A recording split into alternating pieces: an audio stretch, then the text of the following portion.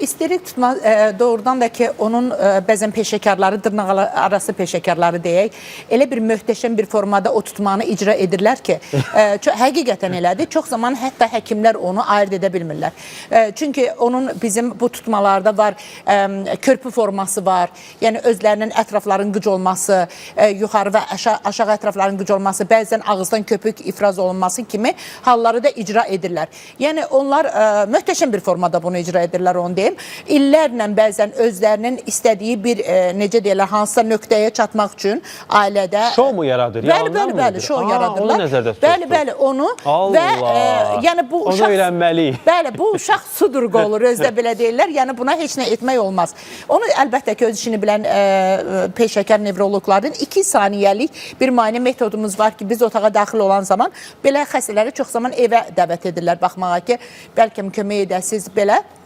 2 saniyəlik bir müayinə var ki, onunla biz bilirik ki, bu isterik və yaxud da ki, epileptik tutmadır. Bəli ki, bunun bir forması var və bu əlbəttə ki, epileptik tutmalar çox zaman 90% hallarda qıc olmadı, bəli, tutmanın bu tutmadır. Çox zaman onlarda bir travma alırlar. Yəni ki, yağ tökülür üstlərinə, yeməyin tökülməsi, çayın tökülməsi, yolda keçən zaman bir hansısa divara dəyməsi, başı. Yəni bir sözlə onların planı yoxdur ki, harada yıxılacaqlar. Yəni bu sırf epileptik tutmanın aurasız formasıdır. Aurasız forma o deməkdir ki, xəbərdar etməyən formasıdır. Əlbəttə ki, epileptik tutmada da auralı forma olur. O xəstələr deyirlər ki, gözlərimdə bir qığılcım, qulağımda batma olur. Mən bilirəm ki, məni tutacaq. Onlar tez bir rahat bir yer seçirlər ki, bir travmatik zədələnmələri olmasın. Onlar auralı bu epileptik... Öncədən hiss eləyirlər artıq. Bəli, ona auralı epileptik tutma deyilir. Aurasız epileptik tutmada da yetərin qədər yağdan tökülmə, yanma, yeməyin yanması, çayın tökülməsi, rayonlarda isti qaynar peçin üstünə düşürlər, tutma zamanı yanırlar. Yəni bu halların olması var. Çox belə bir acınacaqlı bir haldır. Əlbəttə ki, çox zaman xəstələr... Bunun müalicəsi yoxdur mu? Müalicəsi var. Deməli, necə olur? Xəstələr gəlirlər, müalicə edirlər.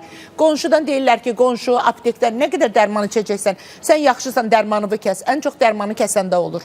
Yəni ki, bunların bu olur. Normal təyin etmirlər, dərmanı icra etmirlər, gecə yuxusuna riayət etmirlər, qidalarına fikir vermirlər. O tutmalarda elə qidalar var ki, onlar bir mənalı onların qidasında olmaz. Bu, isterik tutmada da ki, əlbəttə ki, onlar bir şou yaradırlar, özlərinə gözəl, rahat bir yer seçirlər və istədikləri bir məqsədə çatmaq üçün bu, necə deyirlər, tutmadan istifadə edirlər. Allah hər iki halda xəstələrə kömək olsun.